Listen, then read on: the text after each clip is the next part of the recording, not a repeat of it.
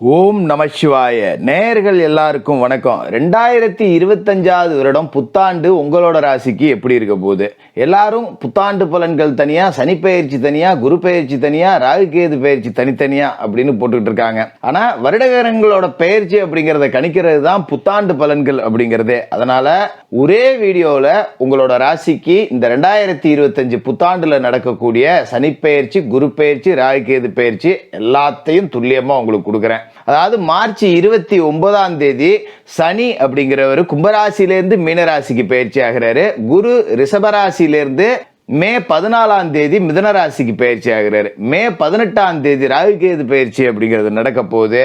ராகு மீனராசியிலிருந்து பின்னோக்கி கும்பராசிக்கு வர போறாரு. கேது கன்னி ராசியிலிருந்து பின்னோக்கி சிம்ம ராசிக்கு வர போறாரு. இந்த குரு பயிற்சி, இந்த சனி பயிற்சி, இந்த ராகு கேது பயிற்சி உங்களோட ராசிக்கு என்னென்ன மாற்றத்தை கொடுக்க போகுது, இந்த 2025 புத்தாண்டுல உங்களுக்கு என்னென்ன நன்மைகள் நடக்க போகுது, எதெல்லாம் கவனமா இருக்கணும் அப்படிங்கிறத ரொம்ப துல்லியமா உங்களுக்கு கொடுக்கறேன். நிச்சயமா இந்த வீடியோ உங்க வாழ்க்கையை மாற்றக்கூடியதா இருக்கும். நேயர்கள் எல்லாருக்கும் புத்தாண்டு வாழ்த்துக்களை சொல்லிக்கிட்டு வீடியோக்குள்ள போவோம். மிதுனராசி நேயர்களே, உங்களுக்கு இந்த 2025 புத்தாண்டு அப்படின்னு பார்த்தோம்னா, மிதுனராசிக்காரர்களை பொறுத்த வரைக்கும் வருட கிரகங்களோட அமைப்பு அப்படின்னு பார்த்தீங்கன்னா, ராஜ கிரகங்களாக இருக்கக்கூடிய சனி பகவான் 9வது இடத்துலையும், குரு பகவான் 12வது வீட்லையும் இருக்காரு.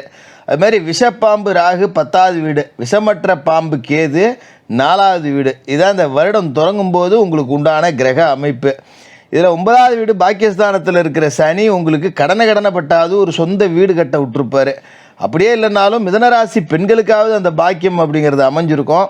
ஒரு வீடு கட்டினேன், அது பாதியிலையாவது நிற்கிது அப்படிங்கிற ரீதியாலேயாவது ஒரு சொந்த வீடு அமைப்பு அப்படிங்கிறத கொடுத்துருப்பாரு. வீடுக்காக மண் வாங்குறது, மனம் வாங்குறது, இந்த மாதிரி வேலை, அதால் 10 ரூபா கடன் அப்படிங்கிறதும் கொடுத்துருக்கோம். இப்போ குரு 12வது வீட்டில் இருக்கார். தேவையற்ற விரய செலவுகள் அப்படிங்கிறது செய்வோம். அதுமாரி தேவையான விரய செலவுகள் அப்படிங்கிறதும் வரும். இருந்தாலும் கொஞ்சம் தகுதிக்கு மீறி நாம் காலை வச்சுட்டோமோ அப்படிங்கிற ஒரு தயக்கம் இருக்கும். ஒரு வீடு கட்டுறேன், சின்னதாக ஆரம்பித்தோம், போக அப்படியே செலவு இழுத்துக்கிட்டு போயிடுச்சு. நான் 10 லட்ச ரூபா பட்ஜெட்டு போட்டேன், அது 5 லட்சத்துக்கு போயிடுச்சு. இப்போ எக்ஸ்ட்ரா 5 லட்சம் கடன் ஆகி போச்சு, என்ன பண்ணுறதுன்னு தெரியல அப்படிங்கிற ரீதியில் தான் இந்த வருடம் தொடங்கும் போதே நீங்கள் இருப்பீங்க. அதுமாரி ராகு 10வது வீடு, கேது 4வது வீடு. இந்த 10வது வீட்டில் இருக்கிற ராகு அப்படிங்கிறவர் தொழில் ரீதியாக ஓரளவுக்கு நன்மைகள் அப்படிங்கிறத கொடுத்துருப்பாரு. ஏதோ எங்கே எப்படி சுற்றினாலும் 10 ரூபா உழைச்சி சம்பாதிக்கிறோம்டா, வேலைக்கு போகிறோம் 10 ரூபா சம்பாதிக்கிறோம், யார்கிட்டையும் போய் கை கட்டி நிற்கணும்னு அவசியம் கிடையாது.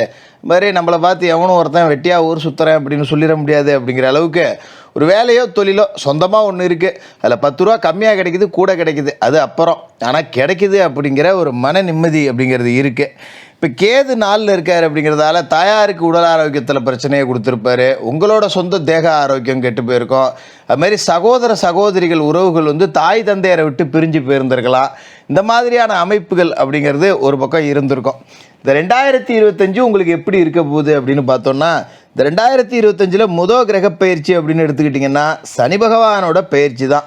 அதாவது சனி பகவான் மார்ச் 29ஆம் தேதி உங்களோட ராசிக்கு 9வது வீட்டிலேருந்து 10வது வீட்டுக்கு பயிற்சி ஆகி போகிறாரு. அதோட உங்களோட ராசிக்கு விரயஸ்தானத்தையும் சனி பார்த்து அதையும் அடிச்சு நொறுக்குவார். அப்போ தேவையற்ற விரய செலவு, வைத்திய செலவு, தொழில் ரீதியாக ஒரு நட்டம், ஒரு நிலத்தில் பணம் போட்டேன் அது நட்டம், இந்த மாதிரியான வேலைகள் அப்படிங்கிறதெல்லாம் இருக்காது. அதாவது நம்ம 10 ரூபா செலவு பண்ணோம் அப்படின்னாக்க அந்த 10 ரூபா ஆதாயமான செலவாக தான் இருக்கும். 10 ரூபா போட்ட இடத்துல நாம் 5 ரூபா எடுக்கலாம் அப்படிங்கிற மாதிரி தான் அந்த செலவு அப்படிங்கிறது இருக்கும். சனி இப்போ தொழில் ஸ்தானத்துக்கு வராரு. அதோட சனி தொழில் ஸ்தானத்தில் இருக்கார் அப்படின்னாலே தொழில் ரீதியாக நாம் கொஞ்சம் மாடாக உழைச்சி ஓடா தேயணும். சும்மா ஏதோ என் புருஷனும் கச்சேரிக்கு போகிறாங்கிற கதையாக ஒரு தொழிலை தொடங்கி வச்சுட்டு கடையை திறந்தேன், போனேன், வியாபாரத்தை பார்த்தேன், வந்தேன் அப்படின்லாம் இருந்தோம்னா 10 ரூபாங்கிற இடத்துல 8 ரூபாய் ஆகி போயிடும். அதில் கொஞ்சம் கவனமாக இருக்கணும். ஏன்னா சனிக்கு உழைக்கிறவங்கள தான் ரொம்ப பிடிக்கும். இப்போ 10ஆம் இடம் அப்படிங்கிற இடத்துல சனி வராரு அப்படின்னா கடுமையாக உழைக்கணும். ஒரு இடத்துல ஆஃபீஸில் வேலை செஞ்சாலும் கூட மேல்மட்டத்தில் உள்ள அதிகாரிகள், சக ஊழியர்களோட வேலை எல்லாத்தையும் இழுத்து போட்டுக்கிட்டு நாம் செய்கிற மாதிரி தான் இருக்கும். என்னடா இது எல்லோரும் சும்மா உட்காந்துருக்காங்க, என்கிட்டே வேலையை கொண்டாந்து சாத்திக்கிட்டே இருக்காங்களே, எம்மா வேலையை தான் நம்ம பார்க்குறது அப்படிங்கிற சலிப்பு வரதான் செய்யும்.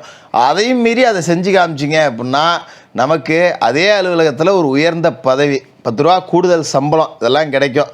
பணிபளு அதிகமாக இருக்கே அப்படின்னு நாம் வருத்தப்பட வேண்டியதில்லை. ஏன்னா நம்மக்கிட்ட எல்லா வேலையும் கொண்டாந்து ஒப்படைக்கிறாங்கன்னா நம்மளை நம்பி ஒப்படைக்கிறாங்க, நம்ம மேலே நம்பிக்கை வச்சுருக்காங்க, இந்த வேலையை வந்தால் கரெக்டாக செய்வான், அவங்ககிட்ட தான் கொடுக்கணும் அப்படிங்கிற நம்பிக்கையோடு தான் கொடுக்குறாங்க.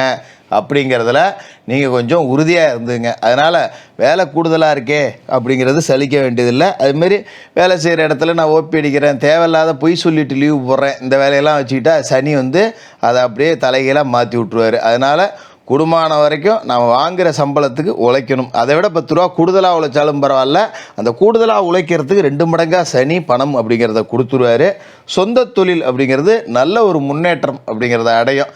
ஃபஸ்ட்டு ஒரு சலிப்பாக தான் இருக்கும், என்னப்போ இவ்வளோ கஷ்டப்படுறோம் ஆனால் ஒன்றும் பெருசாக முன்னுக்கு வரல அப்படிங்கிற மாதிரி ஒரு சலிப்பு இருக்கும். ஆனால் அதுக்குண்டான பலாபலன்கள் அப்படிங்கிறதையும் சனி கொடுத்துருவார். இப்போ குரு 12ல் இருந்துக்கிட்டு விரைய வீட்டில் இருக்கார். இப்போ 2025 பொறுத்த வரைக்கும் ஜென்மராசிக்கு குரு வராரு.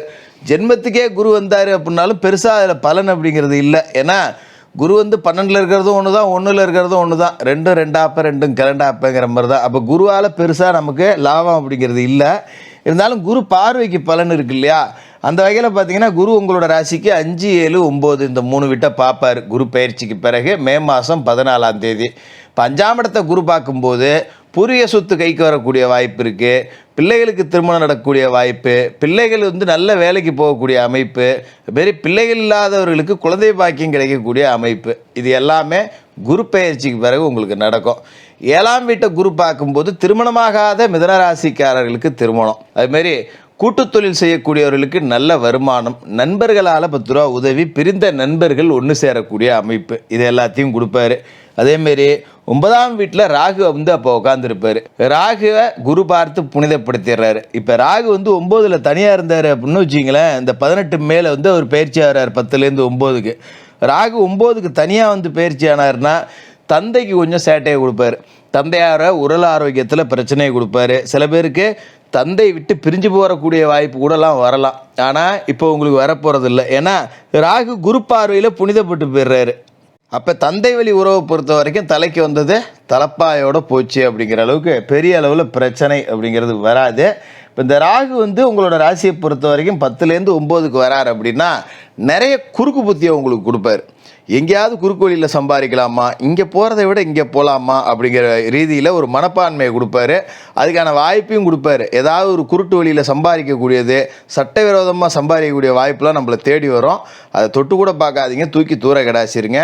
அதே மாதிரி இந்த ராகு 9ஆம் வீட்டுக்கு வராருன்னா இந்த லாட்ரி யோகம் இது எல்லாத்தையும் கூட கொடுப்பாரு. அப்படி வந்தால் பிரச்சனை கிடையாது. சட்டவிரோதமாக ஒரு அரசு வேலையில் இருக்கேன், ஒரு கையூட்டு வாங்குகிறேன், இந்த வேலையெல்லாம் வச்சுக்கிட்டா அது தேவையற்ற பிரச்சனையை கொண்டாந்து விட்டுரும் அப்படிங்கிறத மறந்துடக்கூடாது.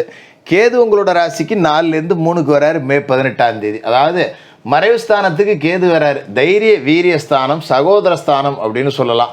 அப்போ சகோதர வர்க்கத்துக்குள்ளே கொஞ்சம் குடுக்கல் வாங்கல் அப்படிங்கிறது இந்த காலகட்டத்தில் வேண்டாம். இதுமாரி பாகம் பிரிச்சுக்கிறதா இருந்தாலும் 4 பேரை வச்சு நல்லபடியாக பேசி தீர்த்துக்கிறது நல்லது. குடும்பமான வரைக்கும் இந்த காலகட்டத்தில் பாகப்பிரிவினை செய்யாமல் இருக்கிறதே நல்லது. அதுக்கு முன்கூட்டியே எதாக இருந்தாலும் செஞ்சுக்கிறது அப்படிங்கிறது தான் நல்லது. ஆனால் மொத்தத்தில் 2024 விட 2025 அப்படிங்கிறது உங்களுக்கு நல்ல பண வருமானம் கிடைக்கும். அதுமாரி கடனை அடைக்கக்கூடிய பாக்கியம், அதாவது காசுக்கு பஞ்சம் வந்தாலும் வருமே ஒழிய கௌரவத்துக்கு பஞ்சம் வராது. அந்த அளவுக்கு உங்களுக்கு நல்ல ஒரு கௌரவமான வாழ்க்கை அப்படிங்கிறத அமைச்சு கொடுக்கும்.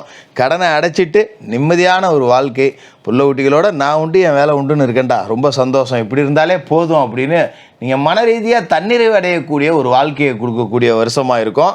கையில் 10 ரூபா காசு பணம் கிடைக்கிறப்ப ஏழபால மாணவர்களுக்கு உங்களால் முடிஞ்ச உதவிகள் செஞ்சுட்டு வாங்க.